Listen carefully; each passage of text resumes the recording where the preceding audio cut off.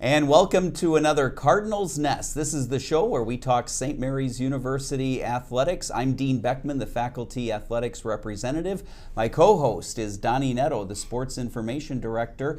We are coming to you from the Jerry and Pat Pappenfuss Multimedia Lab in Aquinas Hall on the campus of St. Mary's University of Minnesota in Winona. And Donny, Cardinals Nest, we've been going all year. We are down to our second last episode. Yeah, it's hard to believe that we're already talking about finals and ends of seasons, and really excited for today to have two senior student athletes on with us today. We've got Luke Gilbertson of the baseball team and then Amy Kulaga of the softball team. So I'm excited to have them both on and talk about not only their careers, but just kind of if they've thought at all about the fact that their seasons are kind of winding down. Right. And actually Luke is going to get the harder of the questions because Amy's just getting a bunch of softball questions. Oh, Dean, I love you. I tell you. I had to say that. Well, Luke, welcome. Thanks for being here. Senior pitcher. Talk a little bit about your upbringing. How did you get into baseball, and then how did you end up here at St. Mary's? Yeah, I appreciate it. Thank you. First off, I'd like to thank you guys for having me on today and that. But yeah, to get into a little bit of the upbringing, I have a brother that's 9 years older than me that played 3 sports, baseball being one of them.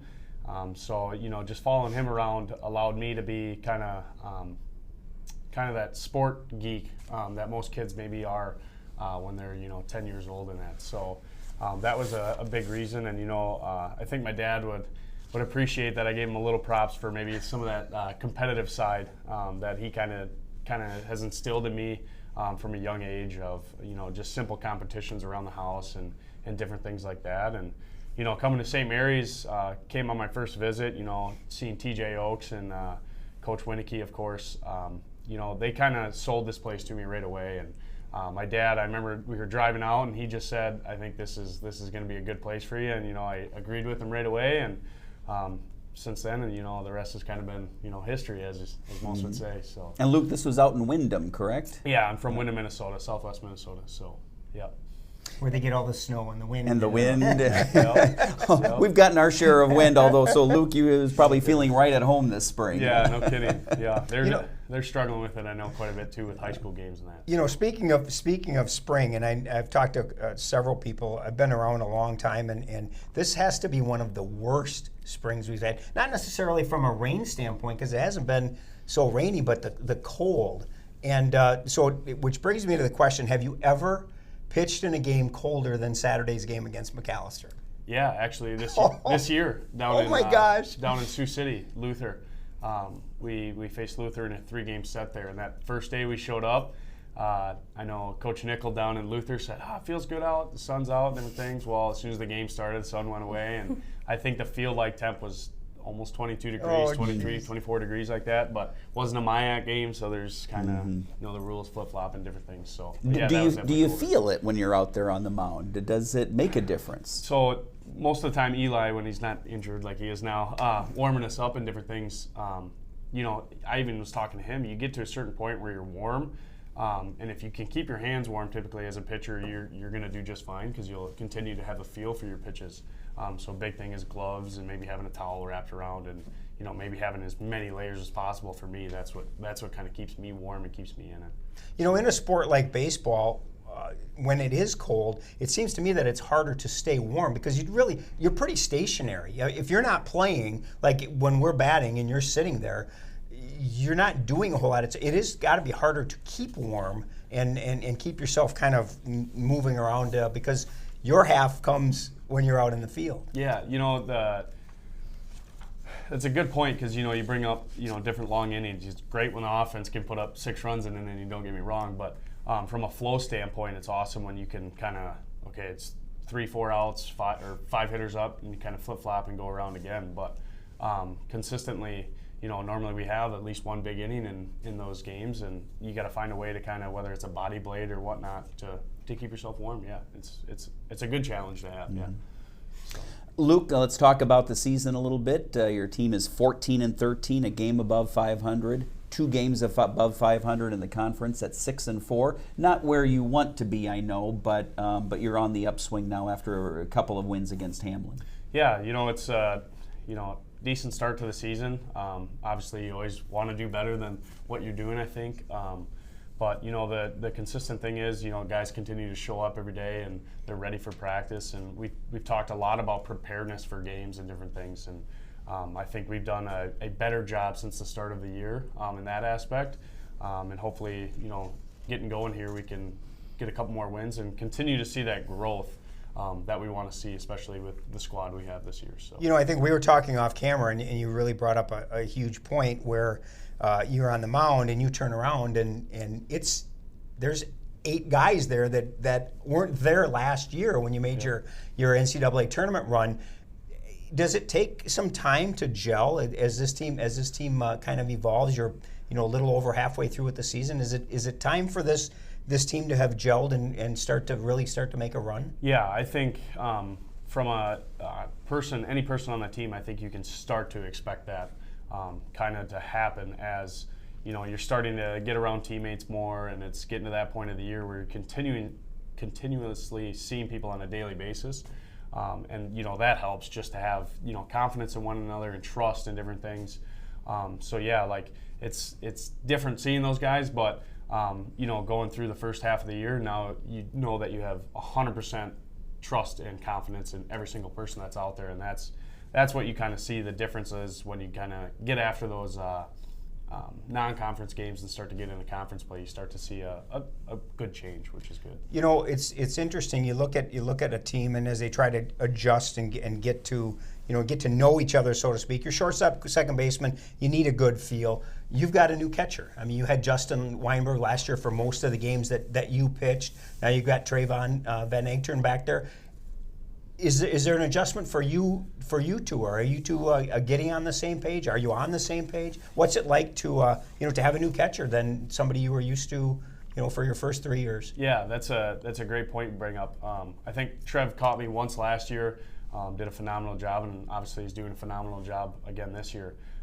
It's just a pace thing. I'm a person that likes to work quick. Weinberg would have that ball back to me, ASAP. And Trevin and me are starting to get on that page where you're starting to see that, and you're starting to see the game flow a lot better and different things like that, which is really good because every player in the field, they want to get in and hit. So that's kind of when I'm out there, I'm kind of thinking, my number one priority, get these guys in and hit, and they don't want to be standing around. They want to keep moving and different things. So that's kind of where that connection comes, and you keep building on it throughout the year. So. Let's keep talking about this season. You individually, 2-2 record, 4.15 earned run average. I know Coach always likes to see complete games to save some arms for the stretch drive when possible. You've got 1 complete game under your belt. Tell us how you feel you've done individually, what you've done well, and where you still want to improve. Yeah, I think, you look at, last year to this year and different things, and you don't want to necessarily compare it because it's a completely new year. Especially when you're talking individual and team. So from my aspect, I just try to go out and compete and throw strikes and do the best I can. And, normally that puts you in a good situation at the end of a game to be able to do what you want to do and help the team out as best as you can. Looking forward, I'd like to still see the growth from my aspect and going on with the team. So that's kind of all I have for that one. Yeah. I know when we had Coach Winnicke on, he's a forward thinker and he's a forward viewer, and he always wants to be focused on what's ahead of you guys. Yep. But take a minute or two and just talk a little bit about last year and what that meant to you and what that meant to the team, what that meant to our university for you guys to make it to the national tournament. And he's kind of instilled that in us, like I just kind of had mentioned there. But, just taking a step back, it's great to see. I think it's great for the university. You saw a lot of, support when we went up there. I remember warming up for that first game in Aurora and just the people around and different things. You saw red everywhere, which was an awesome thing. And, it was a great group of guys. And, it's like Coach Winnicke says almost every year, this is the only time you will get to play with this team. So, just really cherishing a lot of those memories, whether it was hanging out after a sweep or whatever it was, just that's the stuff that you got to cherish and really remember. And one of our mottos this year is get to Gilmore, because that's a fun place where every single one of us gets to be in the same dormitory kind of come the end of the year. And that's where you really start to see like that bond and everything kind of happen. So for me, that's just, cherishing the moments. And, it was great to see the support that we got from everybody from SMU. So. And now that we looked back, now we get to look ahead because we're forward thinkers. Yep.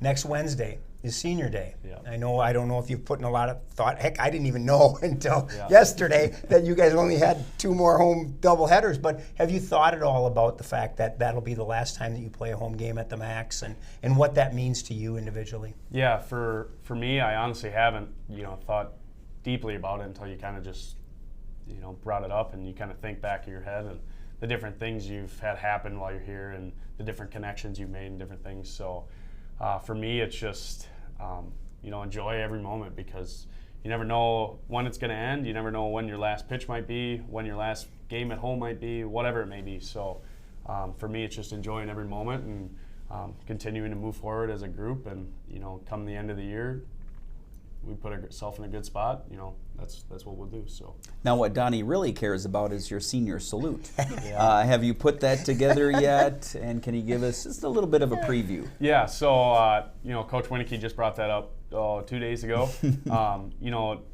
Coach doesn't like us, writing those even before senior day. Typically, we have a senior day the last day of the year, typically, or one of the last 2 weeks.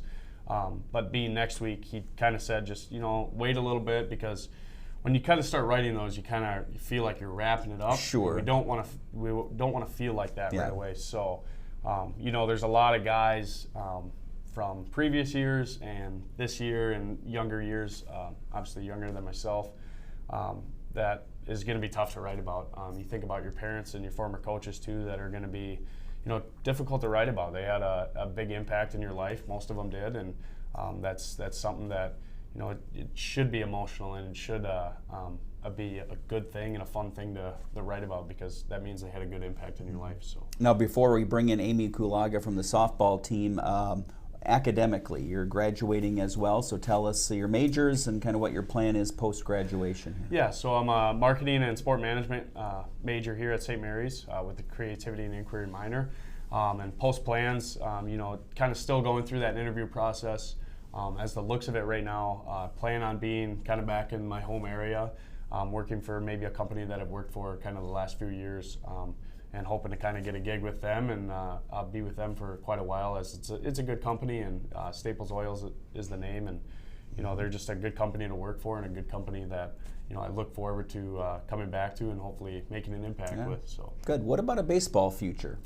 We got a great town ball team in Wyndham, so continue to play with them as long as I can. Obviously, take up golf, probably. Another big sport for me. Any coaching? Coaching, I've thought about, I've gotten asked for basketball and baseball now, kind of getting the last month of school. Your former coaches and stuff wonder what your plans are and different things. And, I could definitely see some volunteer positions, maybe assistant positions. I don't know if I want a head job right away. Obviously, being in the business field and having a head coaching job is pretty tough. Normally, you see a teacher and a head coach kind of be similar in that position. So definitely helping out if I can, and being an assistant would be great, and different things like that. So yeah. Being an assistant coach is a hazardous job. Just ask Coach Morrison. Plays catch and tears his ACL. It's a hazardous job. So. Yeah, hopefully. Sorry, Eli, I had to bring it up. Hopefully, I don't get put in that position like he did, but hopefully he gets well too soon. So. All right, Luke Gilbertson, the senior on the baseball team, thanks so much for joining us. Good luck the rest of the season. We'll have you slide out. Amy Kulaga will slide in as we look at the baseball schedule coming up here. This is what's on tap for baseball, Donnie. Yeah, it's been crazy trying to get all these games in, but you look at the schedule there, and 2 tough losses to Mcallister. Luke and I were actually talking about this off camera. They gave up 5 runs as a pitching staff and came away with 2 losses. That's baseball. That's kind of how goofy it is. Then they turn around and really came through against Hamlin on Tuesday. Big win. That the first one, they win 6-4. They were down 4-0 going into the 5th inning. So big come from behind there. Then they score 7 runs in the 4th inning of game 2 to get that one. Thursday, We are finally going to play Augsburg. We've rescheduled it 7 times. You're confident in that. I am so okay. confident that we are going to play that game on Thursday. So we'll finally get the Augsburg game in, and then we've got Gustavus and then St. John's, as we talked with Luke. That'll be their quote-unquote senior day and their last home game of the season at the MAC. So it's hard to believe that we're already talking about seniors and senior salutes and senior days. It's been pretty crazy. Yeah, and it has been sunny and 60, I think, That's on what I Thursday, heard. right? That's why I'm confident, Dean. I'm confident we're going to play.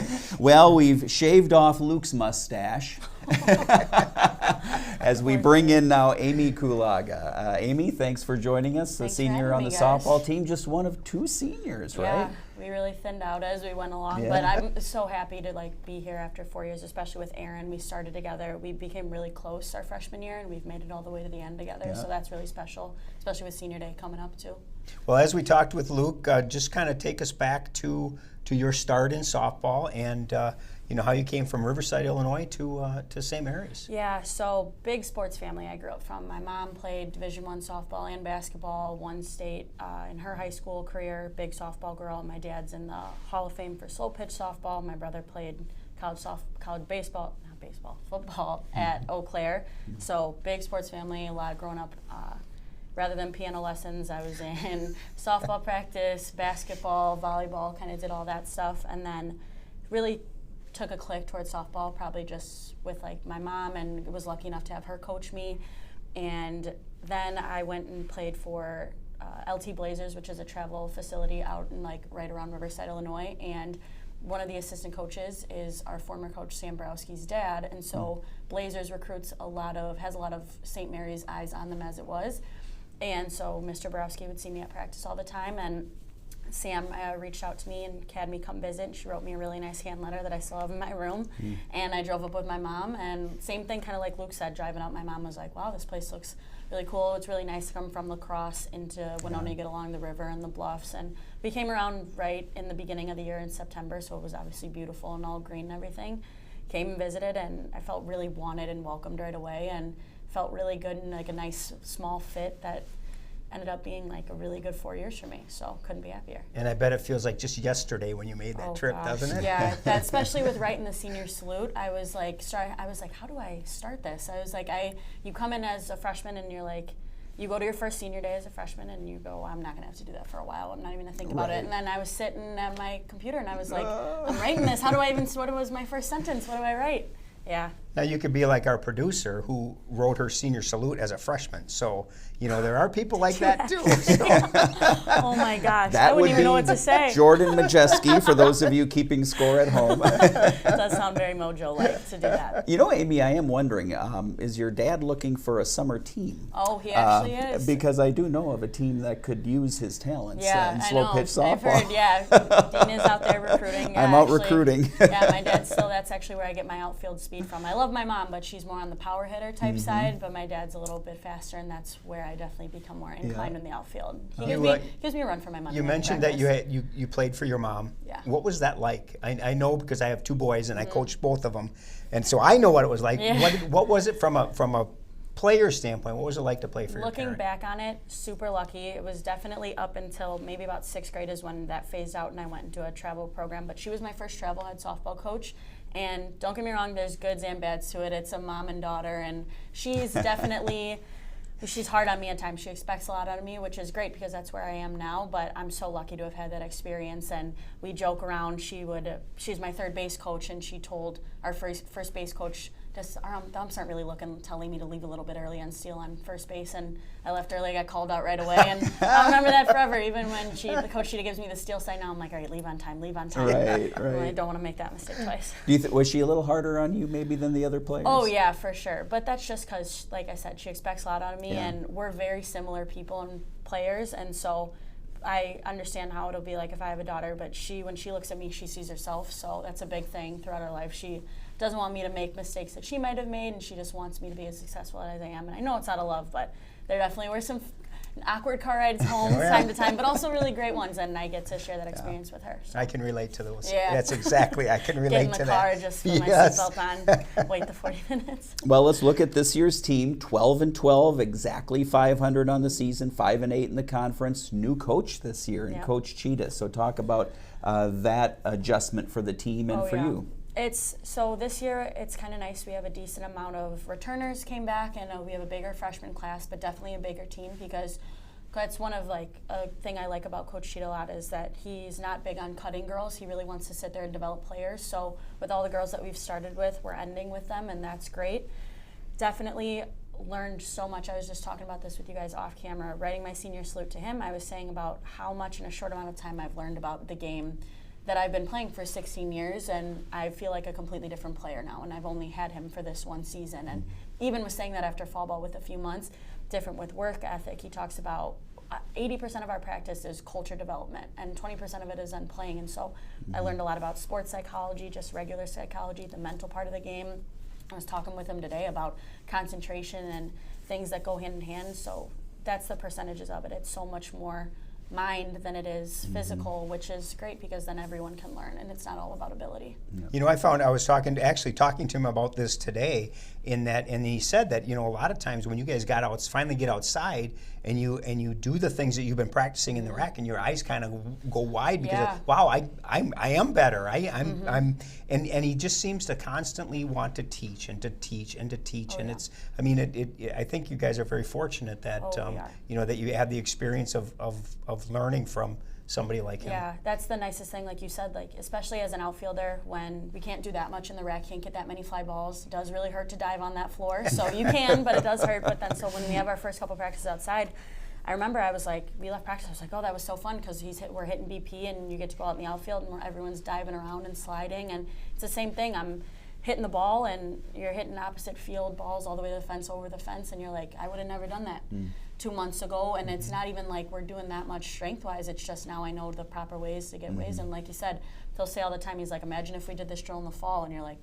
yeah, it does put it into perspective. You do shape up really quick. I noticed next fall he's actually teaching a sports psychology class, right? And so that will be almost a master class. Oh gosh, for sure. Sports psychology. I mean, the guy is a psychologist among. Yeah. He's something else. So when you say 80% of the practice is on culture, what does that look like? So in fall ball, obviously that was our first time like with him, and we'd go out to these practices, and a lot of the time they're a good chunk of practice is you're sitting there and you sit as a team and you're talking and you're learning about the mental side of the game, and he brings out the TV and we're watching film on things like that, and watching and really critiquing certain parts of the game, and then watching quotes from other famous coaches. We'll talk about the Alabama coach, and so it's a lot, because culture really is what drives a team and what is the backbone of a team. It's not all about the greatest girl that you have on the team or how well this one person performed. So we sit a lot and we talk a lot, but then also he gets us up and we're moving around and things like that. And he's he's really into it when he talks, and he'll turn and he'll look at you and say, well, what do you think about this? And then turn to another girl, well, what's that you've experienced? So it's interactive the whole time. And I never realized how important it was until the season starts to take place, and you're like, wow, yeah, that's all these things that he does say actually comes into play when we're actually out there. So. You know, I think that, you know, Dean had mentioned your record 12-12 and 5-8, and it may not seem as grandiose as you want it to be, but just look at Tuesday for a perfect example. You're playing Bethel, 14th ranked team in the country, against you know, a pitcher who's arguably one of the best, at least in the conference, if not the nation. And you know, you lose 2-0, 3-0 in games that you easily could have won. And I think that it just kind of shows that you guys have made so much progress from day one to now that you know, yeah, I'm always looking for the silver lining, but you know, you can take a lot of positives away from those two losses. Yeah, well, that's the thing with the silver lining, like you talk about. We always talk about in practice or after games, it's all about, did you win the game and did you play well? Did you win the game and you played poorly? Did you lose well? Did you lose poorly? And yesterday, even though we obviously it wasn't the outcome we wanted, you lost in a good way. We were in it the whole time, and we kept it into a small scoring game, and our pitcher, Sarah Krause, performed like crazy. We had some really good plays, and that's one thing. And when we played MSOE in Florida, that's another nationally ranked team that went to the tournament last year, and we only lost to them by 1 run, and it was walk-off, and the girl just got on top of a good rise ball on that one, and got to tip your hat to that. But like you said, it's how you're losing the games or how you're winning the games. So even in a loss, we still saw progress in yesterday. You know, as you take the field against St. Scholastica on Thursday and then Augsburg and Gustavus, does a performance like Tuesday help you with your confidence as you step on the field, knowing that, hey, this was one of the best teams in the conference? You know, we can take what we learned from that and go at it against St. Scholastica, Augsburg, Gustavus. Yeah, I think it does. It definitely puts a drive into girls too, because we have the off day today, obviously, just with how things lined up. But I was in there I was bunting off of the pitching machine, and as I'm leaving the rack, other girls are coming in. So girls are driven to want to win, and it's a good encouragement that, okay, we really put up a fight against this good team that's really nationally ranked, and we know what we can do, and we've seen ourselves perform. So yeah, it actually does kind of drive you a little bit more to get more wins under your belt. All right, we each have one final question. I'll ask mine first. So Amy, with senior day coming up, you're also thinking about graduation, of course. Yeah. Tell us about your major and future plans. Yeah, so I will be graduating with a social studies education major, and I'm actually doing a 5th year next year, so you'll see my face around. Because especially after losing a season with COVID. So you'll play softball the next that's year too. Okay, that's the goal, and especially with a coach like John Cheetah, you want to come back and get as much information as you can. So with social studies education, I student taught in Lewiston this past semester in fall, and that was awesome. I couldn't have asked for a better experience. I want to teach middle school ideally, or upper high school once I'm a little bit older. I don't want to go into high school at a 24-year-old because I want to teach upper high school. And I have really great opportunities back at home. I'm really lucky, and my high school varsity coaches are also really good sources, and my mom teaches still back home, so I have opportunities there. St. Mary's has given me great opportunities and connections with people all around this community if I want to stay in this area. So thank God that there's teachers needed everywhere. So I know there'll be a place to go. And teachers are saints. Yes. And there is no two ways about that. After teaching middle school, I can definitely say that. My wife has done it for 22 years. So At the 5th grade level. Yeah, at the 5th grade level, yes. Real simple. Favorite moment, favorite memory that you've had of your 4 years here at St. Mary's. I know it's probably difficult, but if you have one that kind of stands out as something that you'll really cherish. I'm trying to think. Favorite moment, most memorable, I would say, was my first day actually at St. Mary's at my first softball practice ever. We were setting in the batting cages, and you have to kind of hammer those into the stakes. And a senior actually, I was holding the stake, and I bent down to put the stake in, and she came up with the hammer and ticked me right in the eye. Oh. My first day of my freshman. Welcome to St. Mary's. Yes, poor Sam Borowski was like, it really, I have a scar. It ticked me right here, and that could have been bad. But I didn't want to make the girl was like so traumatized. I couldn't cry because then she would cry. So I was like, it's okay, I'm bleeding. But most fun, I'm like, I'm gonna go to see Jill. So I first met Jill, who I'm really close with, and then also this year's Florida was really fun. But probably I had the most fun my sophomore year in Florida. That was actually really sad because COVID took that season away from us, and we kind of got a little tease. But I don't know, we did really well that year, and played a lot of games, and I had a lot of my best friends. Justine Schultz, who you guys have had multiple times, was on that team, and so probably Florida. That's always a good one. All right. Amy Kulaga, thanks for joining us. Good luck here the rest of the season. Thanks, guys. Appreciate it. Yep. All right, that's going to do it for the Cardinals Nest. Thanks to our producer, Jordan Majeski, today for controlling everything. And you can put up Donnie's mic now. But Donnie, thank you. That's going to do it for the Cardinals Nest. Thanks for watching. Tune in again. We've got one more episode to go. Thanks for watching.